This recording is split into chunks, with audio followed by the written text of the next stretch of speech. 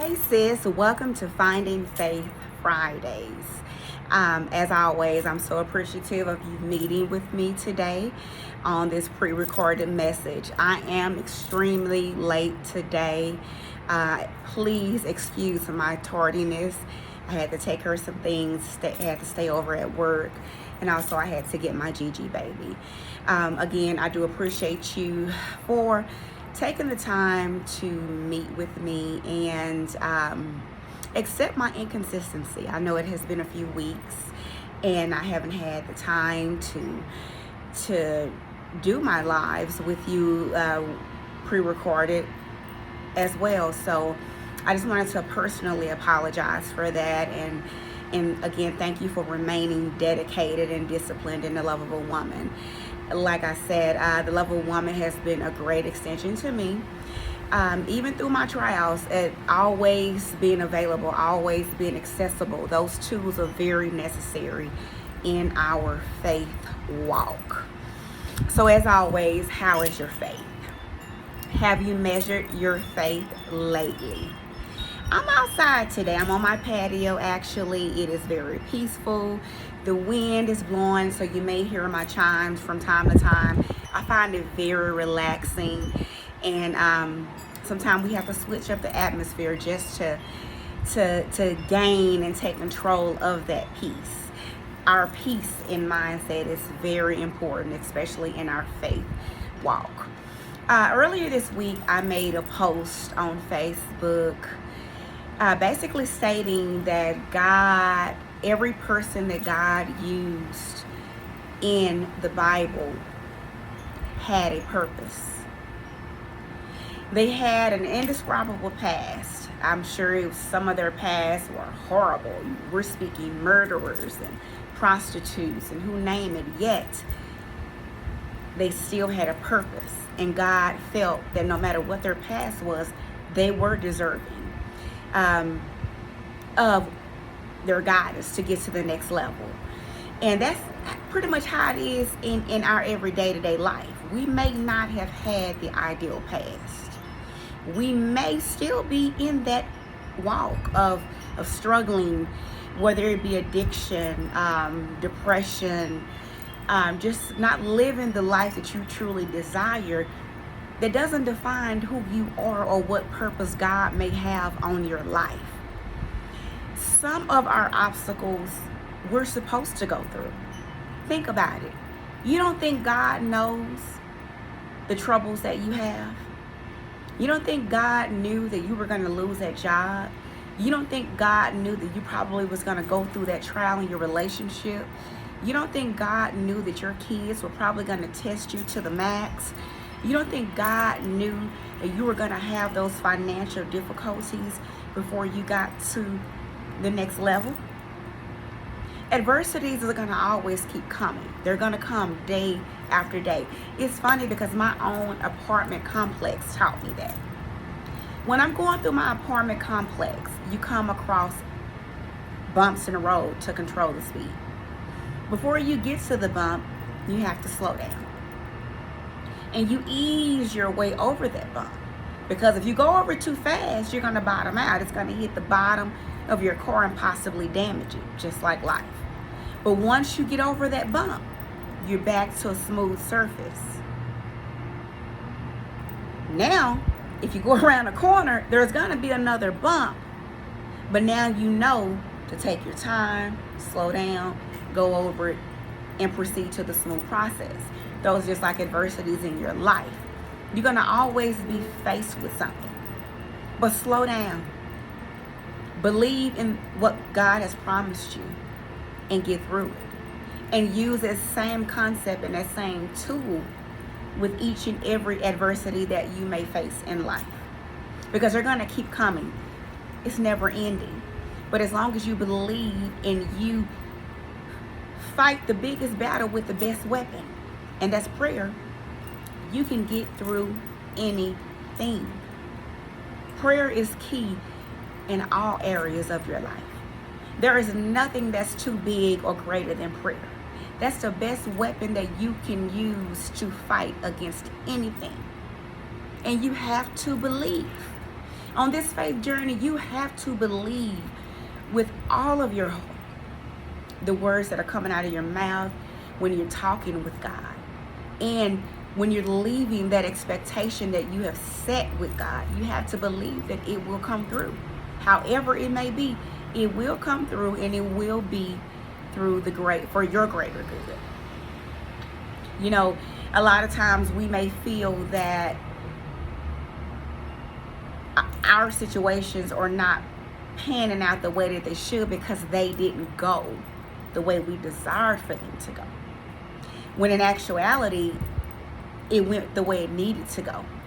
We probably can't see it right now because it wasn't what we expected, but down the line we realized, oh, that's what I needed. That's what I needed to go through. That's what I needed to deal with to get to the next level, to get to the level that I'm at now. It's a lot of things in life that I went through that I didn't expect to go through, or even would have dreamed or wouldn't even want my worst enemy to go through. But now I realize why I went through it. Because it gave me a level of faith and strength that I never thought that I had before. My obstacles didn't change, nor did they all go away, but how they affected me made the difference. And that's because my faith is at a different level now. I'm stronger than what I was once before. I know God better than I knew then. You know, because a lot of times when we go through things, it pushes us to God. You know, I still battle to this day. I have obstacles all the time, even with my health. You know, I just recently overcame the flu, but I feel like it may have been something more because I have this lingering cough. I don't feel the same, and this raspiness in my voice has not left. So whatever I was dealing with changed a lot of things about me, about my body. But I have faith in healing, and I believe with my whole heart that God is going to heal and restore any and everything that is not of Him. Same with life. We're going to continue to be faced with things. It's beyond our control. But sometimes we have to accept the fact that maybe it's a part of our journey. It's going to get us to the next level. It's going to give us the strength and really to believe in ourselves, because we didn't think that we could do the things that we are doing now. We didn't think that we could feel the way that we feel. We didn't even have the boldness that we have now. Excuse me. And obstacles taught us that. That's why I can firmly say, thank God that I don't look like what I've been through. That is a statement for the masses. A lot of us have been through the unthinkable, but you wouldn't even know unless we told you. That's God alone. If you ever feel doubtful, have uncertainty, or your faith is wavering, think about that. Look at yourself in the mirror. You don't look like nothing that you went through. Whatever internal pain is not sitting on you externally. Those scars you can't even see. That pain you can't even see. That's God. That is God. And it's nothing but the grace of God that has allowed me to even smile today. It's nothing but the grace of God that keeps me believing, keeps me pulling, keeps me fighting, keeps me going day to day, even when there are moments when I didn't feel like it. That is God, and that is because of my belief. At my weakest moment, when I'm at my lowest, I still know God has me.